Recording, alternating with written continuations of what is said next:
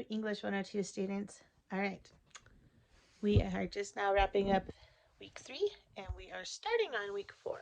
So let's talk a little bit about week 3. First of all, it's totally on me that you did not have a discussion post this week. It's not going to be counted against you guys. That when I was putting the course into Moodle before the class started, I must not have hit the save button. That's okay. That was on me. There was a lot of information for you guys to go through this week too. So maybe just being able to digest it really helped you a lot and not have to worry about talking about it. Although sometimes talking about things is great. So this week we talked about literary canon, literary devices, and literary elements. And a lot of these things will come into play and when you start writing your research paper. Just because you're going to see them apply not only to your research paper, but to all of the things that we are reading.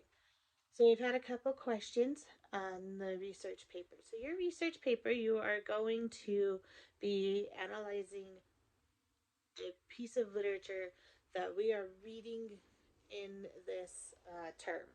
So we have not got there yet. So I just want to double check and make sure I'm giving you the right. So for your assignment, you'll select one of the readings from this term. So that means anything that we're coming up on, meaning any of the pieces of literature that we're coming up on. So any of the poems, if you want to take a look at more than one poem because you feel like it's going to add some weight to your paper, that's fine. You can kind of compare and contrast, but make sure that you are able to do it smoothly. You're going to apply one or more literary theories. We have not got to the literary theories yet, but we will be pretty soon. What week are we getting to those in? In week 6. So in 2 weeks. Because this week we're looking at research and MLA.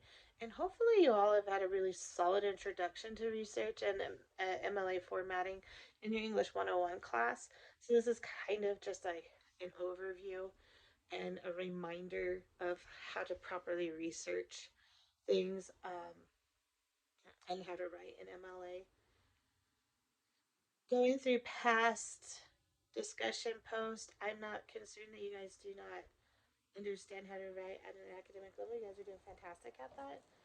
I really enjoy your discussions and reading through them. I do read them all. I don't always get a chance to respond to each one.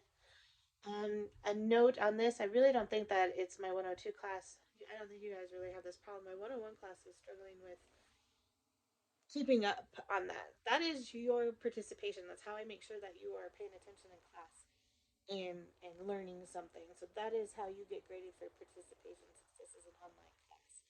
Is getting your initial post in by Wednesday night at midnight and by and your response to at least one classmate by Friday nights. And you guys are all doing a great job at that. So just make sure that you're keeping on top of that, that you continue to give me substantive posts. You're doing fantastic.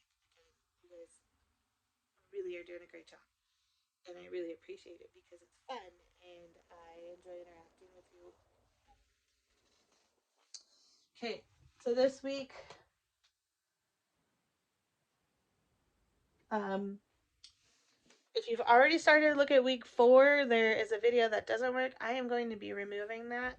So, and hopefully finding another video to fill its place because that video was actually really good, but the person who created it removed their YouTube account. And just talked about why MLA is important. And it's important because we need to make sure that we have a consistent way of giving credit where credit is due in our research and that we're citing it properly so we're not trying to dig and look for it. That there are these guidelines that help us to cite things properly. And like I said, you guys have all had an introduction to this. Your very first assignment is due next week. So you have, at this point, it's Saturday, the 4th of February at the time of making this video. So you have like 2 weeks before your first assignment is due. And that's a persuasive essay. And you are going to pick a topic you want to defend. Anything. I'd like for you to use at least one academic source and properly cite it with a works cited sheet. You're going to write at least 500 words, and remember that does not include like your name, the heading, and everything, and that does not include your works cited sheet. That's the bulk of your paper is 500 words. Please make sure that you are submitting things in Word or Google Docs because submitting things as a PDF, unless there is absolutely no other way, is super hard for me to go through and do edits and give feedback on that. And I'm excited. So for this paper, you pick a topic. Um, I would really, really like it if you don't use personal pronouns in it, so that you're giving me a good solid argument. Okay, think back. Did you study rhetoric in English 101? Or the English 101 students just studied that this last week in my class, and they learn that rhetoric is everywhere, and it is how we convince people to buy something or to not buy something, to see our point of view, and it's really important. So this is a good way for you to kind of and put that into your paper. Um, I think it would be really interesting if you picked a topic and you looked at it from the opposite point of view, but you don't have to. That's not a requirement. If you feel like challenging yourself with that, you may go right ahead. Um, if you have any questions about anything that we're doing, please feel free to reach out to me. You guys are all doing fantastic about keeping communication open. Yeah, I am not worried. You guys are doing fantastic. I am looking forward to reading your very first papers and seeing what you have to say. Um, just remember that I am reading these papers unbiasedly. Unbiasedly. I'm not going to have a bias going into this. I am looking for the technical side of your reading. Um, so you write about whatever you want and defend it, but be scholarly about it.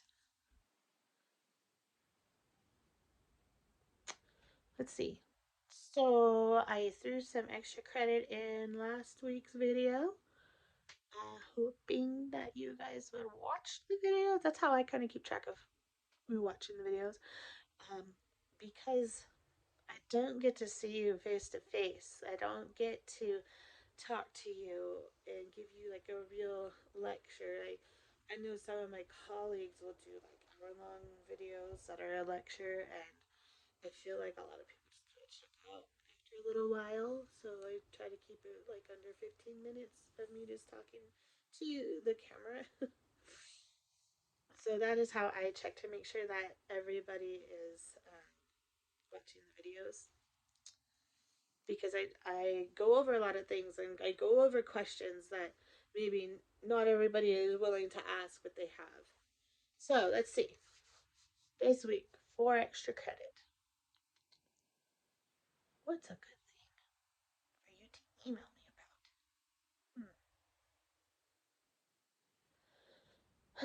I know I didn't embed a whole lot of extra credit in my 102 class. There's a lot in my 101. It's just a few points here and there. Just like, all right, I'll give you 5 points extra credit if you email me, and